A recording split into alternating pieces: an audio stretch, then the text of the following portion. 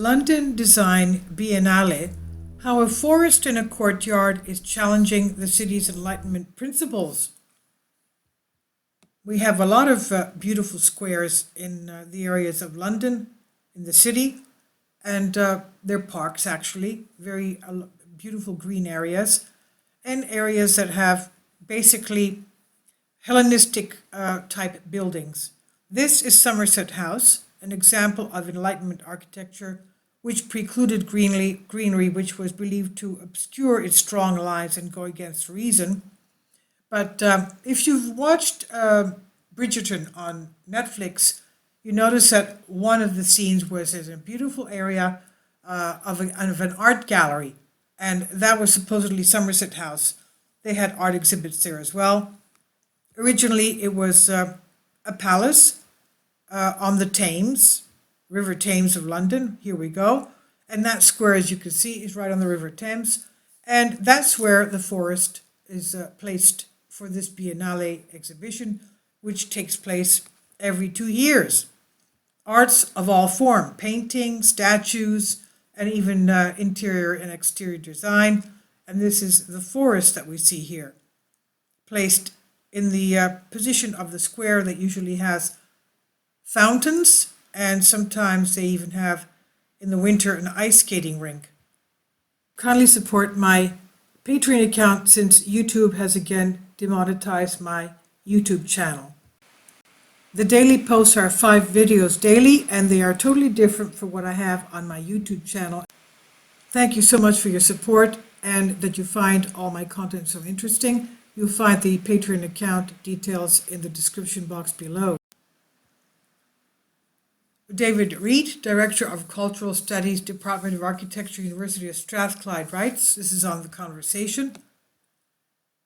The art director of this year's London Design Biennale, S. Devlin, intends to challenge archaic design principles and highlight current climate concerns by planting 400 trees in the heart of the capital. The artist's illustration of the forest for change, quote-unquote, aims to counter the attitude of human dominance over nature by allowing a forest to overtake the entire courtyard of the grand 18th to 19th century building Somerset House. The installation anticipates better times, perhaps echoed in the words of the poet Lucy Larcombe, that whoever plants a tree plants a hope. Somerset House was built in line with the principles of the Enlightenment, an intellectual and philosophical movement in 17th and 18th century Europe. At the center of this was a synthesis of scientific discovery and reason, the power by which humans understand the universe and improve their own condition.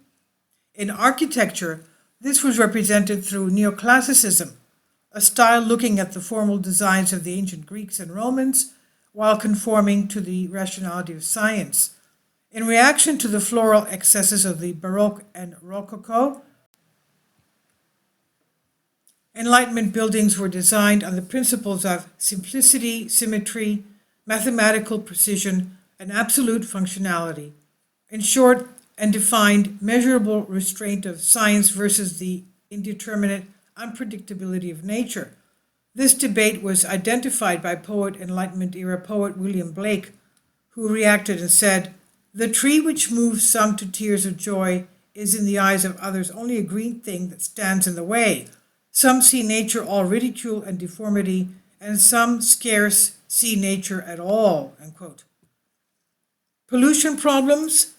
The website for Somerset House described it as one of the most beautiful courtyards in Europe. It was predominantly designed by Sir William Chambers, 1723 to 1796, who was the architectural advisor to King George III and a founder member of the Royal Academy. Somerset House was the Art Institute's first official home.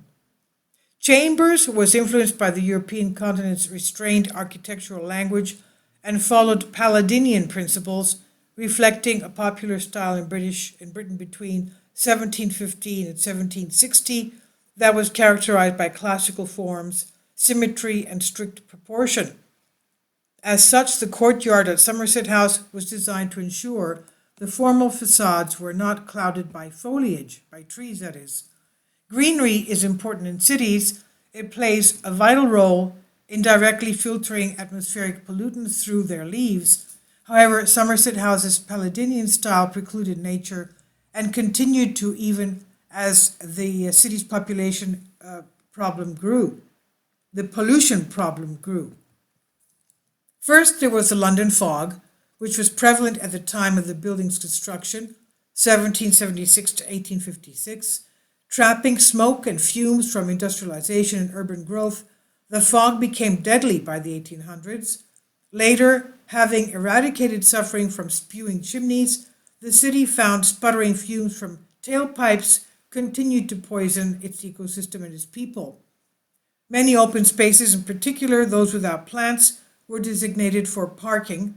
The pragmatic Chambers could not have anticipated his courtyard's low point when its lack of foliage allowed it transformation to a car park in the late 20th century. Thankfully, after decades of private use by companies, parts of the building were opened up to the public in the year 2000 and its courtyard restored. The space, however, is still devoid of greenery. Introducing greenery? When it comes to contemporary environmental ideas about urban environments, one particular strand of thought is the rewilding of cities. At the heart of this is the protection and enhancement of urban forests. Because of our technological advancements and more time spent inside buildings and cars, we have become somewhat disconnected from nature. A greener infrastructure would help shape our future cities to be more resilient, reconnecting people and helping reverse the destruction of the past while tackling present environmental issues. This leaves us with the central question of how design can provide solutions to these major challenges of our time. The Forest for Change anticipates the hope of a summer opening up during the current pandemic. As poem W.H. Auden said, "The trees encountered on a stroll reveal a lot about the country's soul. A culture is no better than its woods." Visitors, having made their way through the labyrinth of biodiverse woodland, will encounter an information pavilion in a clearing at its center containing big ideas on the climate crisis and other significant societal issues. These very concepts, for sure, might have been discussed by the courtyard's original enlightened individuals, were they now witness to what has become of their planet relative to their high ideals. The motive that provoked Chambers and his contemporaries in forbidding trees in the courtyard was reason.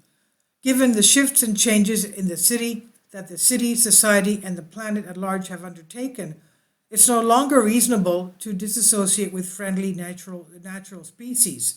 Though poet Khalil Gibran said that trees are poems that the earth writes upon the sky, this opportunity to go for a reasonable, responsible communal forest walk in the middle of the metropolis is not only poetic reason enough, but in a socially isolating pandemic, it should also present us with a much needed breath of fresh air.